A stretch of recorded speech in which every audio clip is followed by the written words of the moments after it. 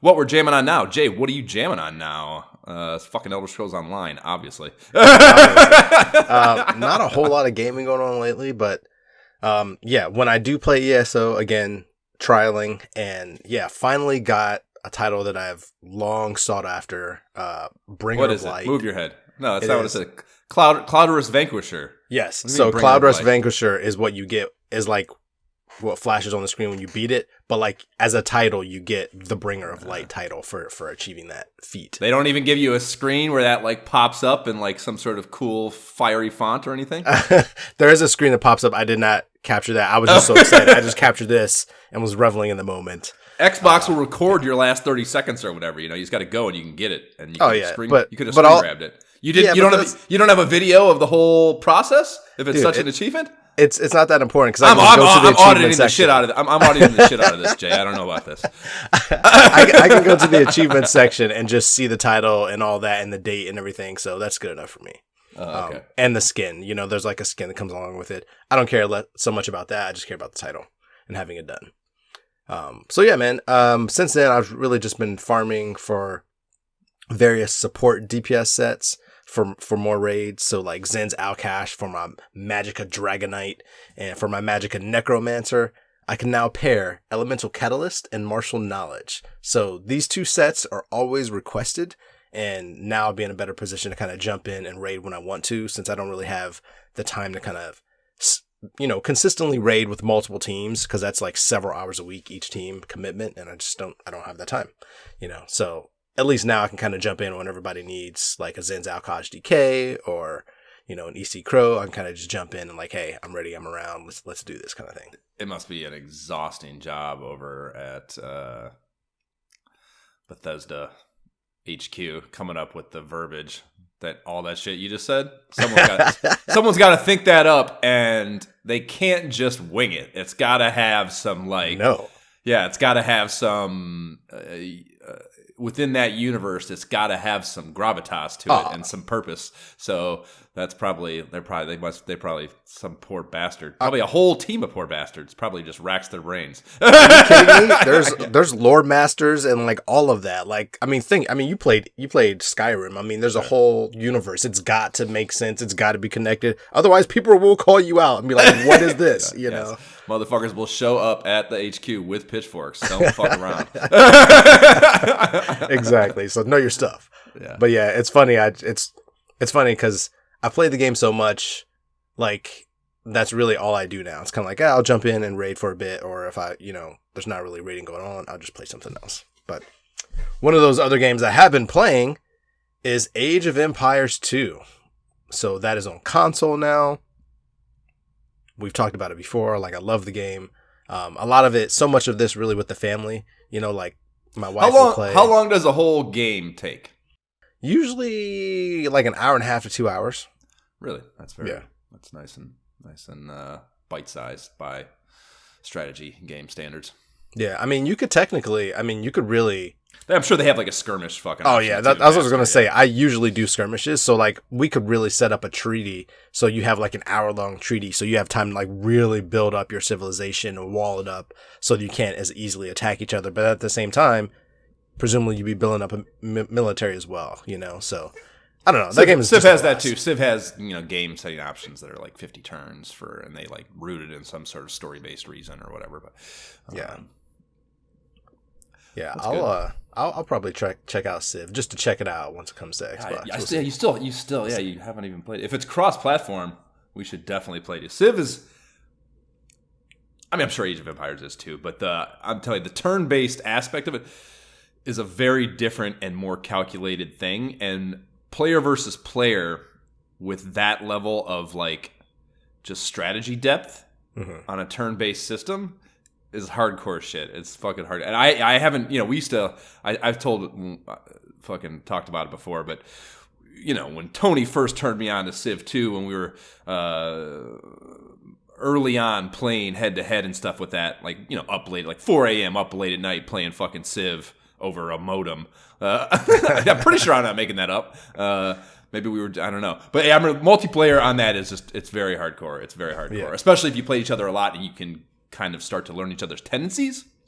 and you are playing off that, and it's not just rando fucks on the internet or something. It's a different layer of, it's fucking Risk. It's like playing Risk with your boys, and Risk is a fucking major undertaking. Risk is great. Yeah, I fucking hate Risk. It's too much. It's too much. What? It takes too long. You can't play that. There needs to be, and maybe there is, and I just haven't done the research. I'm sure there is, and I haven't done the research. But like Risk takes way too long. So I will agree. I've definitely been in some several hour sessions like with friends, but I had a blast. But we kind of knew. For whatever reason, spouses were away that weekend. Whatever. Like we had the Make time it a to kind night of it. Right. Oh yeah, but like I will say to that point. I enjoy Risk on the Xbox because you can get games in because of the way it's structured.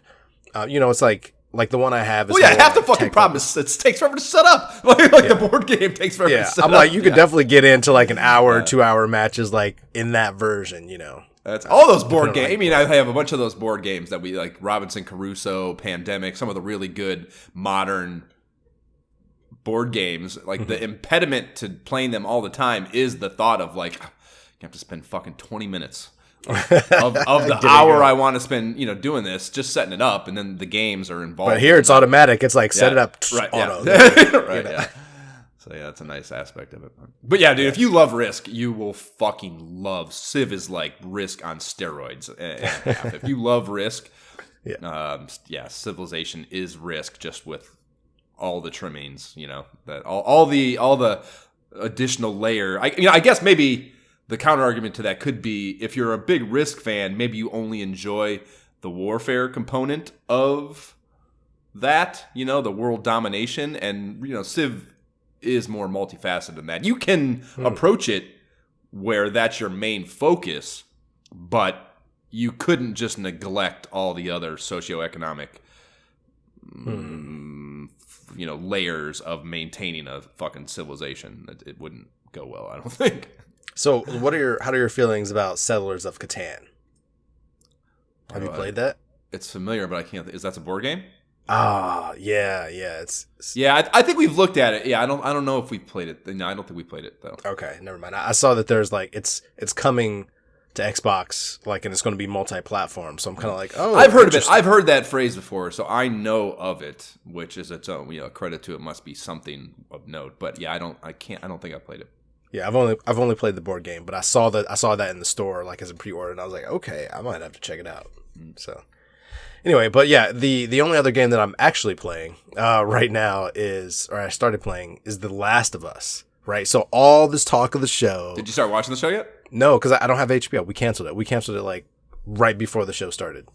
So anyway, considering I don't have HBO anymore, and I had the game. Why do you keep saying that? Like it's just unobtainable now.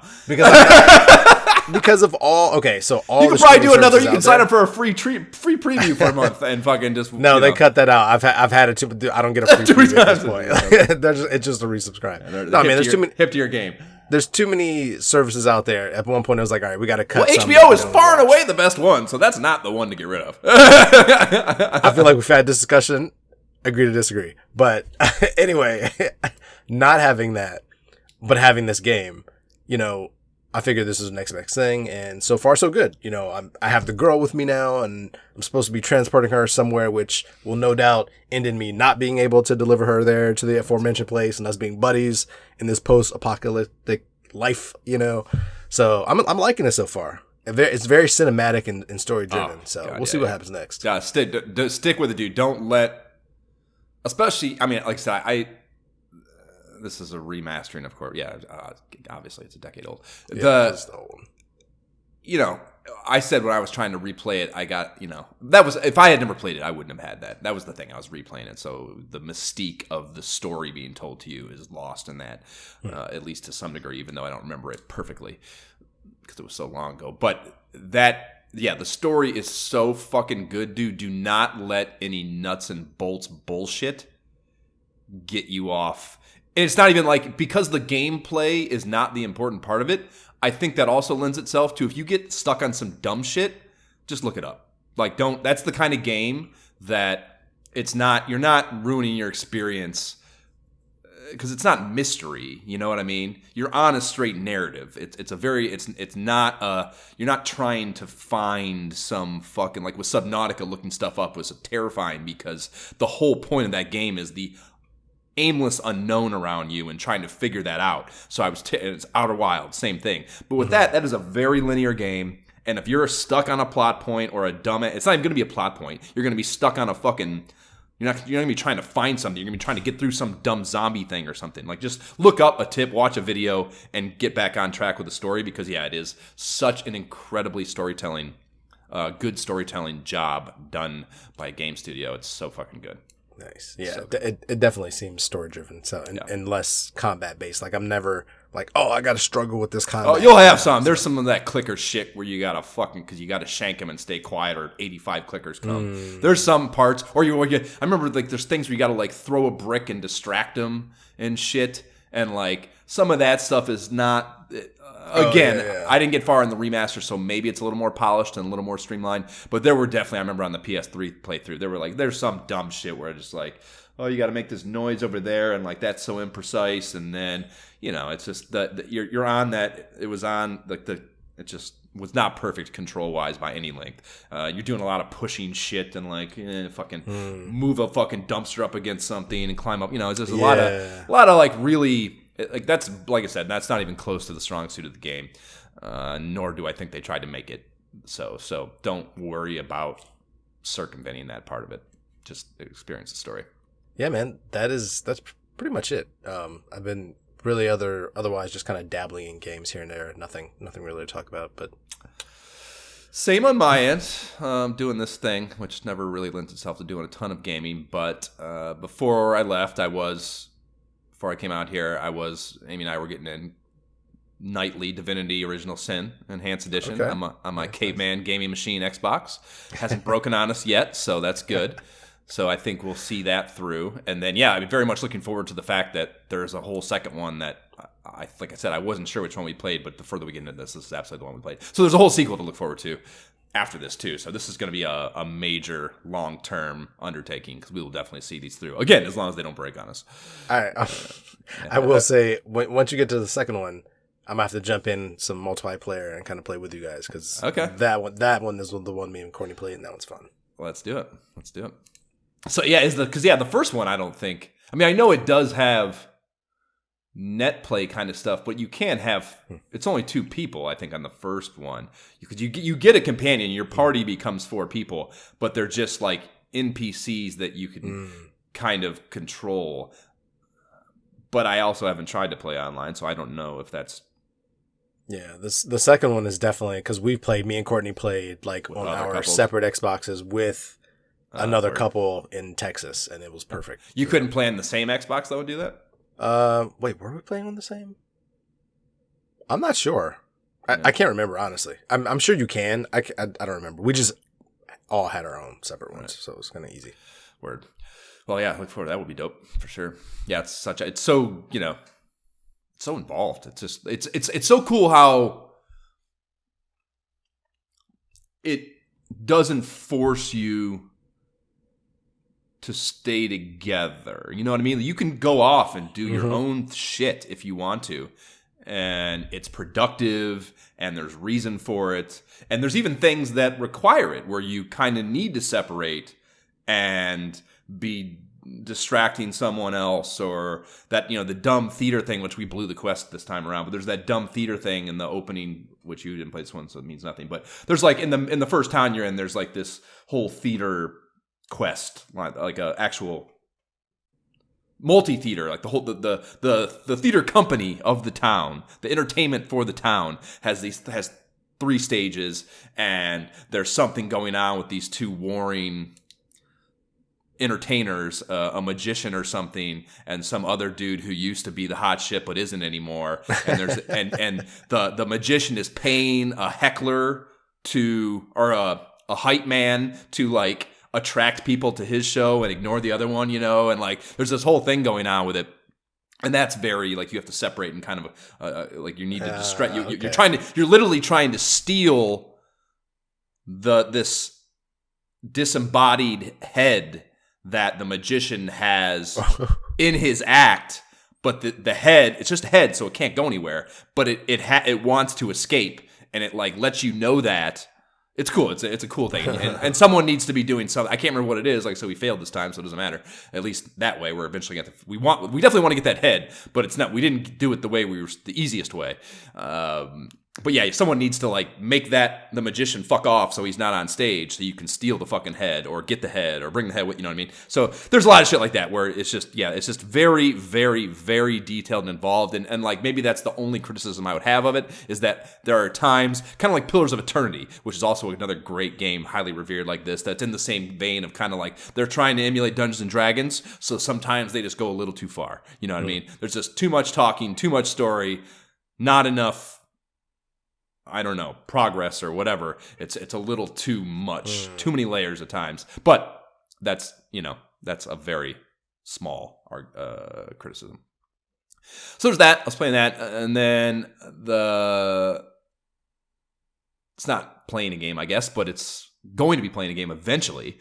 I backed Beyond Shadowgate, which is the same developers that did the Shadowgate VR game that I played last year. Yeah. What is this then? Is this so? This is a legitimate, not just a spiritual successor. They have the IP, obviously. So this is a legitimate successor sequel to the original Shadowgate on NES. So this is an 8-bit style game design, I've actually posted the graphic they did on the Facebook page of.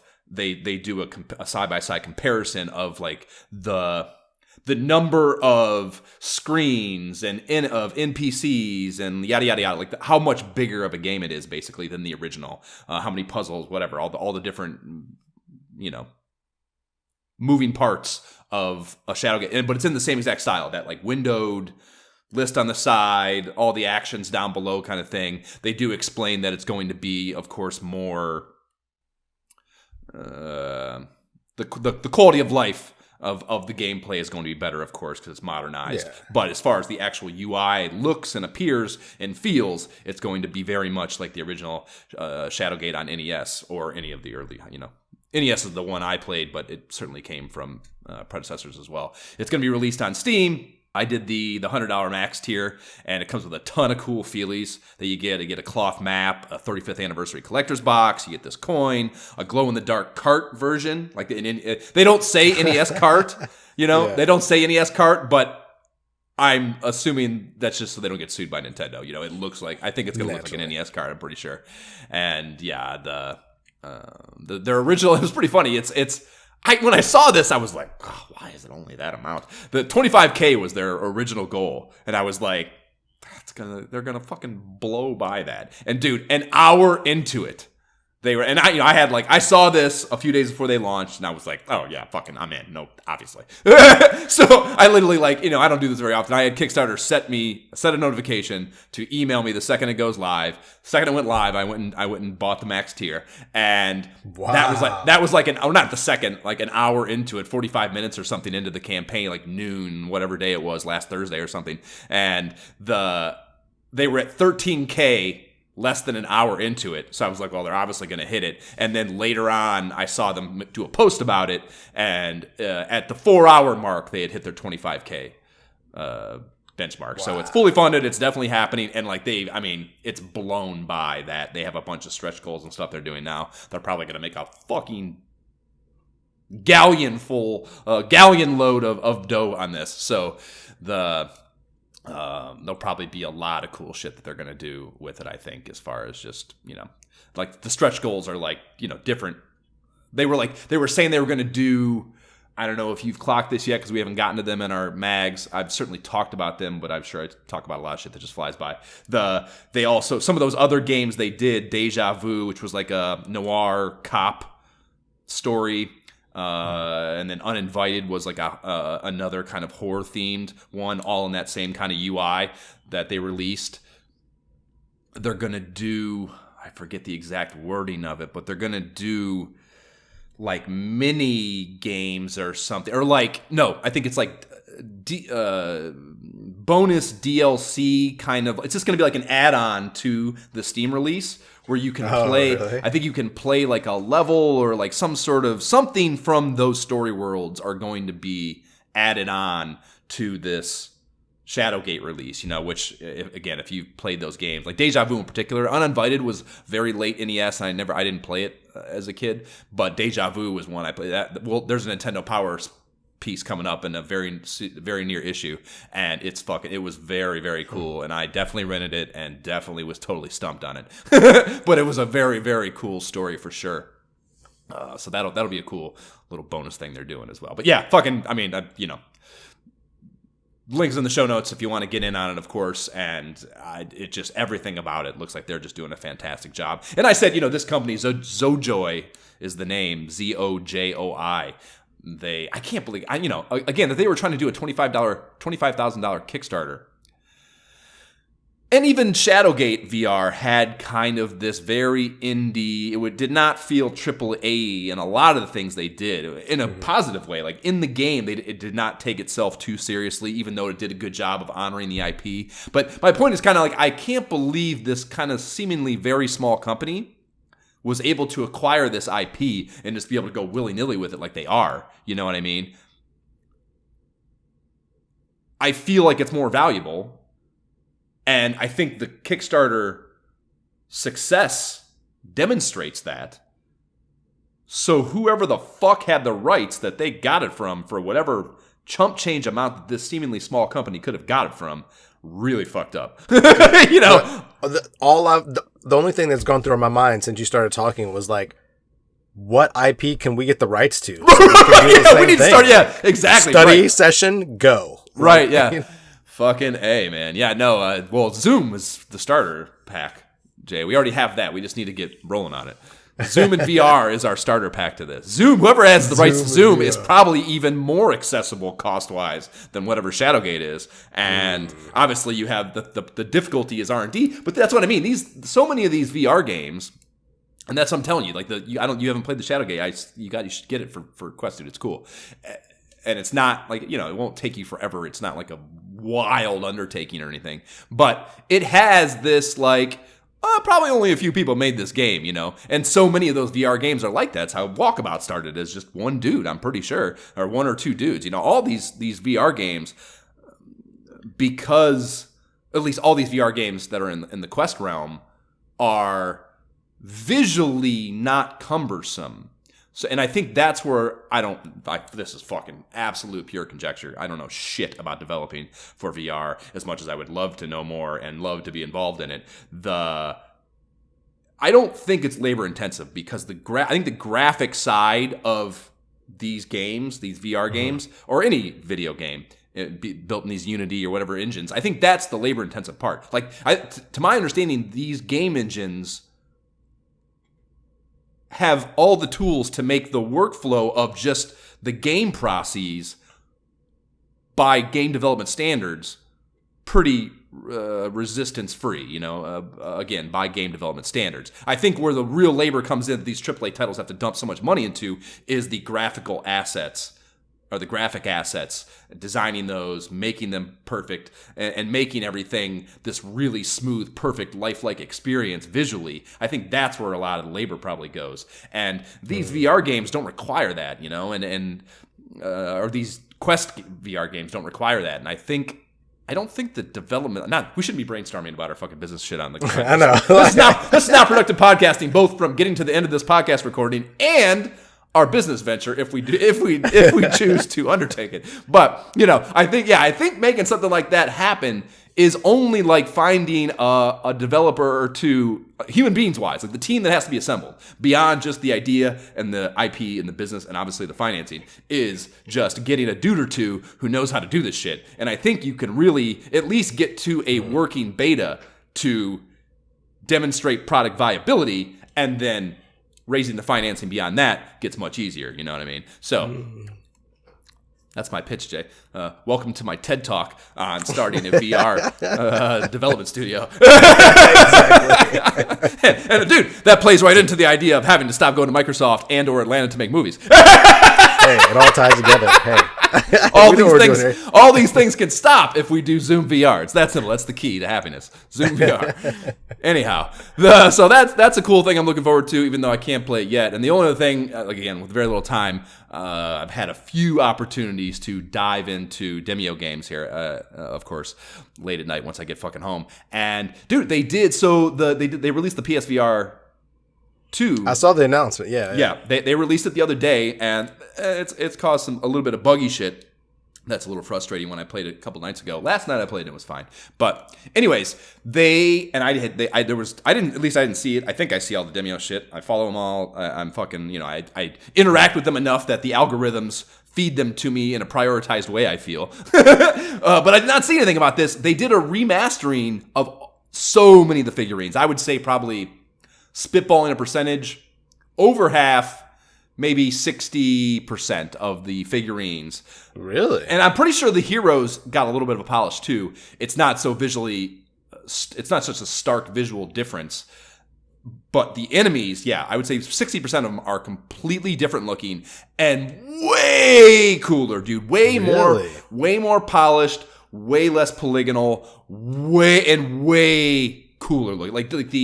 Like I said, the underlying artistic design behind them, not just a better, more polished look. Like they've from the ground up have redesigned them in a more adult-like way, a more mature and intimidating. Not intimidating. What's the word?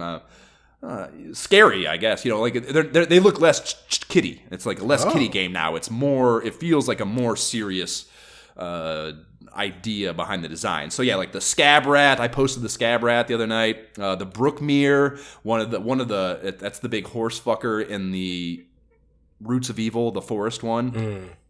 It's like so different looking and so much fucking it's fucking genuinely creepy looking. The archer, the elven, or I think they're elven, yeah, the elven archer and skirmisher, the bigger archer has like fucking looks awesome. Now, same with Skirmisher. They look way fucking more. They do not. Yeah, it's way cool redesign. They don't look like piss ants anymore. No, yeah. The peons, the cultists that the elven mages or priests or whatever make are like. They kind of look like zombies now. They're less. They're definitely less. They definitely look. They don't look like idiots anymore. They used to be. Kind of have just like this peon look to them, and like no, they look like they're still. The weakest enemy in the game, but they look cooler. The rats and the rats' nests are way fucking more wicked looking. The Rat King, the Rat King had a little bit of a redesign to him. I played that the other night. Barely beat it because of some of the glitches actually that the PSVR 2, I think, introduction brought to the game. It was skipping turns from our thing constantly. Like, really, one or two people from our party would just get a turn skipped, which is like soul crushing because so much of that game is like, okay, you're gonna do this, I'm gonna do this, those things work in simpatico, and to just have like, oh, we're just skipping that fucking part of the plan, like holy fuck, especially against the whole thing. Yeah, exactly, especially against the Rat King, because the Rat King is far and away the hardest boss and dungeon, So yeah, I was like, but then like, me and one of the other dudes that were in that game were like, I was, I don't know, it's funny. I can't believe how emotionally invested I get in anything really, video game wise. The fact that I care about any video game outcome is insane. But yeah, I'll get in there. I was like, what the fuck, man? like getting ready to start live tweeting at Amber, like, what the fuck is going on here? Like they're introducing a whole new. That's kind of the thing too. One thing I would say, I was thinking it last night when I was playing. And I eventually found a good game that was all high-level players that were, I think they were all Quest players. Opening the door to Steam and PSVR 2 now is even more of this, I think. Opens the door to a different kind of player. The user base for the Quest is a very specific thing. I think it's generally a more mature user base. I think it's a generally older user base. And I also think it's just, PSVR is just, there's a lot of kids, there's a lot of dickheads. It's just a more accessible, and I think broadly changed the demographic of the player of the game. And there's almost like with the Quest, especially before those things happened and you had kind of this advanced ecosystem of Quest 2 Demio players, there was like a code to the behavior in there, the way people understood how it all worked, and like you behaved a certain way. You don't have people just kind of coming and going. I will say to your point, yeah, every time I've been in a Demio game, it's always been like, I never had a problem with anybody coming into the chat and it was like, all right, let's do this. Yeah, no, any other game, I'm like questioning, all right, who's on the mic? Right, I will exactly. say, yeah, there's a definite difference. Yep. And like I said, PSVR 2 amplifies this even more so because that's obviously more kid accessible than Quest 2 is, So you get a lot. I've noticed since the Steam and PSVR 2, I saw it a lot in the first few games that I was just literally going in and out of myself because I go in and I can immediately tell I don't want to be here, But you get, I feel like there's more of that now, that there's more people just like popping in, popping out, or they'll just leave and, more with no warning. And like maybe that's technical based too and not intent, but it's just, it's creating, I think, a more, the thing I hate about multiplayer gaming. I think they need, I guess what I'm getting at here is they need to, if they're going to keep opening up, widening the net on who can play, they need to be able to, they need to employ filters that allow you as the individual player to choose to have more agency over the ecosystem that you're going to be personally participating in. You need to be able to zero in on the kind of player you want to be in a open mic room with. You know what I mean? Like you can click like over 21, like 21 over 21. Whatever. Yeah. Only. I personally would like to cut out PSVR and Steam. I would like to just keep it on Quest players. And maybe that's maybe that's too exclusionary. I don't know. But like I need to. If you're gonna let all this influx happen, I think some time and effort needs to be given to. Walkabout has this problem too. I've said before, like it's complete. There's no. And you're just randomly picked up, paired with one individual person on that quick match. And like that could be anyone, and it's like you get paired. I've been paired with kids before and actually enjoyed myself. Like it was a kid who, even small, tiny kids sometimes, like clearly very young kids, I've gotten into games and like I'm on pins and needles, like how I'm going to leave. How's and then like, yeah, and you get into it and like they're cool. It's not entirely impossible to have a good experience with a young child in VR, but generally speaking, it's like fucking getting put in a room with a fucking gremlin. It's like they're like fucking just buzzing around and like doing, there's just like they're fucking. I don't want to have that experience while I'm playing VR. I want to have a fucking conversation. If I'm gonna have a conversation at all, I want to at least be able to enjoy it. So if you're gonna keep, and Walkabout is doing the same thing. They're also opening. They're coming out on PSVR too. So the same problem makes is going sense. to right. Yeah, no. From business perspective, I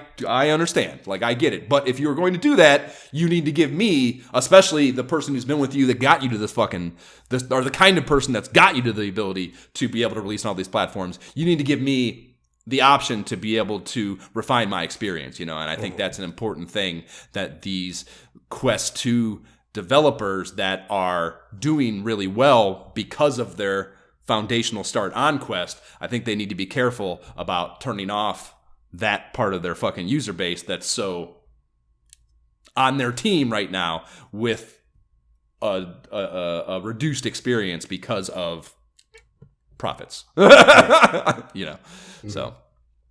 yeah, that's a cool ass thing though. They also, part of this update, they added achievements, which normally, but like I've noticed I'm up to 16% of 38 total of them from the past couple of nights, and I've noticed there's some time and effort put into these. They're not just like, they do have the one, you beat the Elven Queen, you get a fucking achievement, sure. Right. But I've noticed some class specific ones that are actually kind of like they put some thought into it, and that I appreciate that. I got one last night for going a whole dungeon level without using the stealth feature of the assassin, that's obviously you gotta definitely plan. Right.